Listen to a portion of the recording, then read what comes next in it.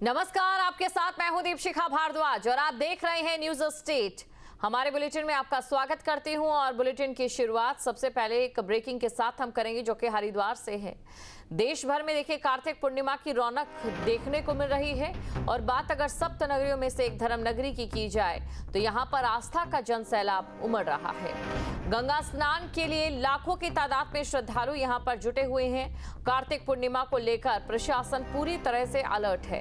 तो धर्म नगरी में आस्था का जन सैलाब, यहाँ पर भी आप तस्वीरें देख सकते हैं। गंगा स्नान के लिए लाखों की तादाद में श्रद्धालु यहाँ पर उमड़े हैं।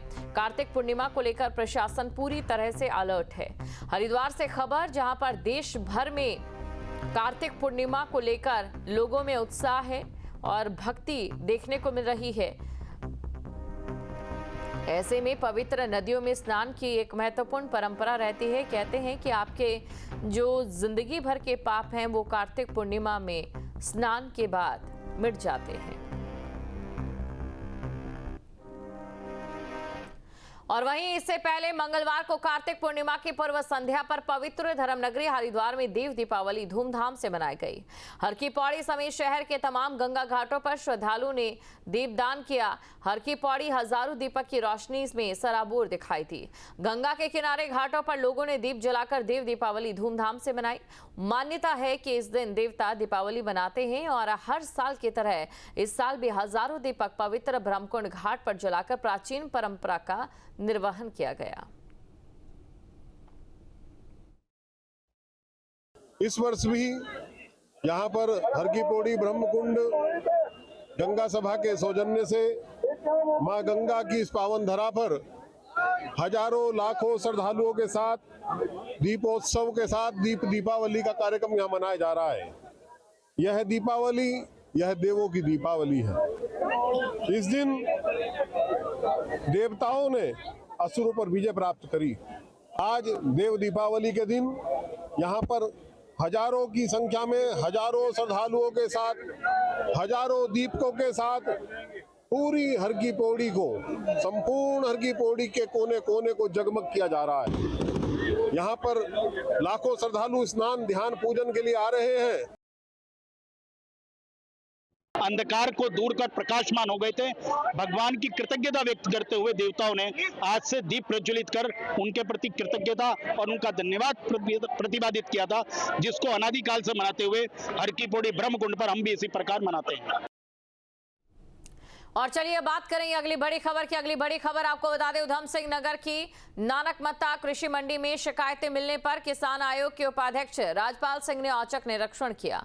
उन्होंने बंद पड़े यूसीएफ के धान केंद्रों को तुरंत खुलवाकर किसानों की धान तौल शुरू करवा दी। जब उन्होंने मंडी कार्यालय में अधिकारियों से धान खरीद का रिकॉर्ड देखा तो वह हैरान रह गए। सरकारी रिकॉर्ड के अनुसार 2 नवंबर तक 2,07,000 क्विंटल से अधिक धान खरीद हो चुकी थी, जबकि किसानों का ये कहना है कि क्षेत्र का लगभग 40% धान अभी भी खेत में खड़ा है या घरों में है। राजपाल सिंह ने कहा कि वो इस मुद्दे की जांच की मांग करेंगे। जो उच्च अधिकारी हैं, जो हमारे माननीय मुख्यमंत्री हैं, अन्य उच्च अधिकारी, मैं आज उनको पत्राचार करूंगा उनके साथ कि जांच का विषय जांच करिए, क्योंकि कई हमारे पास उनके खिलाफ सबूत उपलब्ध है। मंडी में धान कितना आया, उसमें कैमरा लगा हुआ है, मंडी का सचिव रिपोर्ट देगा, क्रय केंद्र के इंचार्ज रिपोर्ट देंगे। भाई धान कहाँ गया? जो बारदाना क्रय केंद्र पे आता है तो जिसने धान तुलना चाहिए वो बारदाना कहाँ गया? आप जाके राइस मिल में चेक कर लीजिए, जो धान किसान का तुला है जो कांटों से गया वो पुराने बारदाने में। सबसे बड़ा सबूत तो ये है। बढ़ाया जाए। मिलर्स का पोर्टल 100% पेमेंट के चक्कर में इन्होंने रोक रखा है। आरएफसी महोदय ने, नए आरएफसी महोदय आए हैं, तो मेरा उनसे भी निवेदन है कि हम लोगों का पोर्टल बढ़ाया जाए। हम किसान का जो 40% माल बच गया है वो लेने के लिए बिल्कुल तैयार है। हमारे में किसान में कोई मतभेद नहीं है। उत्तराखंड विधानसभा के विशेष सत्र के दूसरे दिन चौखुटिया का मुद्दा सदन में गूंज उठा। धारचूला, द्वाराहाट और नेता प्रतिपक्ष के तीखे सवालों के बीच स्वास्थ्य व्यवस्थाओं पर सरकार और विपक्ष आमने सामने आ गए। नेता प्रतिपक्ष यशपाल आर्य ने सदन में आरोप लगाए कि बीते कल चौखुटिया से देहरादून पहुंचे लोगों के साथ पुलिस ने बर्बरता की, जिस पर मंत्री सुबोध उनियाल ने प्रतिक्रिया दी है। चौखुटिया सामुदायिक स्वास्थ्य केंद्र के मानकों के अनुरूप उसमें समस्त सुविधाएं दी जाएं, इसके लिए 35 दिन से वहाँ पर आंदोलन हो रहा है। 35 दिन हो चुके हैं और हजारों की तादाद में वहाँ की आवाम, वहाँ की जनता, माताएं, बहनें, बूढ़ी, अपाही, सब लोग वहाँ पर धरने पर बैठे हुए माननीय अध्यक्ष जी। और विडंबना है कि आज तक शासन ने कोई उनकी सुध नहीं ली है। ही पार्क में पहुँचते हैं और बर्बरता पूर्वक उन पर लाठीचार्ज किया जाता है। उनके महिला पुलिस वहाँ नहीं होती है, पुलिस जबरन उनको उठा के ले जाती है। महिलाओं को उनके साथ लाठीचार्ज होता है, उनके साथ कपड़े फाड़ दिए जाते हैं, उनकी अभद्रता की जाती है। इससे बड़ी विडंबना माननीय अध्यक्ष जी क्या हो सकती है। कुटिया में वर्तमान में भी अभी उस हॉस्पिटल में 7 डॉक्टर्स हैं और उसमें 3 LMO भी हैं, 2 स्पेशलिस्ट डॉक्टर और स्पेशलिस्ट डॉक्टर की पोस्टिंग भी वहाँ पे कर दी गई है माननीय अध्यक्ष जी। सबसे बड़ा ये अध्यक्ष जी, उस हॉस्पिटल को सब डिस्ट्रिक्ट हॉस्पिटल का शासनादेश भी जारी कर दिया गया है और उसके निर्माण के लिए कार्यदायी संस्था का भी चयन हो चुका है माननीय अध्यक्ष जी। और स्टाफ जो स्ट्रक्चर का प्रस्ताव है वो भी शासन में इस समय विचाराधीन है और जल्दी वो कार्मिक में गया और जल्दी उस पर भी शासनादेश जारी हो जाएगा।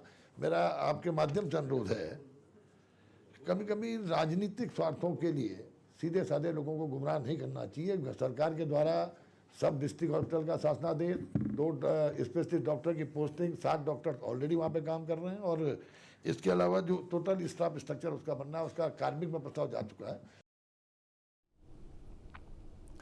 और सीएम धामी ने विधानसभा के विशेष सत्र को संबोधित किया और इस दौरान राज्य आंदोलनकारियों के संघर्ष को याद किया।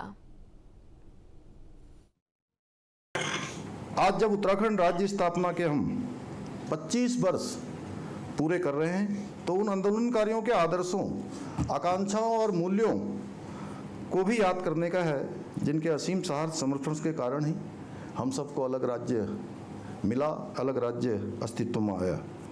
माननीय अध्यक्ष महोदय, श्रद्धेय अटल बिहारी वाजपेयी जी के प्रधानमंत्री कार्यकाल में राज्य स्थापना के साथ ही केंद्र सरकार के द्वारा विशेष आर्थिक पैकेज भी प्रदान किया गया, जिसके माध्यम से पूर्व मुख्यमंत्री नित्यानंद स्वामी जी, आदरणीय भगत सिंह कोश्यारी जी के नेतृत्व में राज्य में जन कल्याणकारी योजनाओं के साथ ही पर्यटन विकास, औद्योगिक विस्तार, आर्थिक सुधारों का नया दौर प्रारंभ हुआ। वर्ष 2001 में जहां एक और राज्य सरकार ने अपनी पहली औद्योगिक क्रांति लागू की, वहीं नई पर्यटन नीति भी लागू की गई। दोनों नीतियों ने नवगठित राज्य की आर्थिक दशा में महत्वपूर्ण भूमिका निभाई। इस दौरान 2001 में रुड़की विश्वविद्यालय को IIT का दर्जा प्रदान किया गया। अगली खबर है देहरादून से, जहां पर कांग्रेस विधायक तिलक राज बेहड़ का बयान सामने आया। देहरादून को उत्तराखंड की स्थायी राजधानी घोषित कर देना चाहिए। देहरादून के अलावा राजधानी को अन्य जगह पर ले जाना संभव नहीं है। तो ये खबर आपको बता रहे हैं, देहरादून छोड़कर राजधानी को अन्य जगह पर ले जाना संभव नहीं है। कांग्रेस विधायक तिलक राज बेहड़ का ये बयान, देहरादून को उत्तराखंड की स्थायी राजधानी घोषित करना चाहिए। देहरादून छोड़कर राजधानी को अन्य जगह पर ले जाना असंभव है। खैर से ग्रीष्मकालीन राजधानी तो अच्छी है। आप बताइए, एक भवन ही तो है, अधिकारियों को रात रुकने का, करने का, कैंटीन भी जो एक ही खाने वाला जाता है वो सारे लोगों का इंतजाम करता है, कच्चा पक्का मिलता है।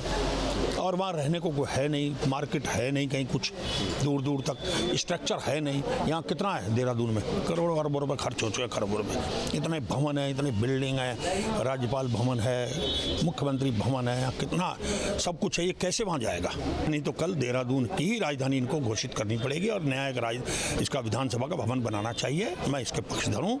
अब ये खाली अंदर से ये भी बात बोलते हैं जो मैं बोल रहा हूँ, पर ये डरते हैं वोटरों से। मैं डरता नहीं हूँ, मैं सच्चाई बोलता हूँ। जहाँ भक्ति है हर शब्द में, कथाओं में छुपे हैं दिव्य रहस्य और ज्योतिष देता है जीवन को दिशा। धर्म से जुड़ी हर बातों को जानने के लिए हमारे चैनल स्तुति को सब्सक्राइब करें। चैनल पर जाने के लिए इस लिंक पर क्लिक करें।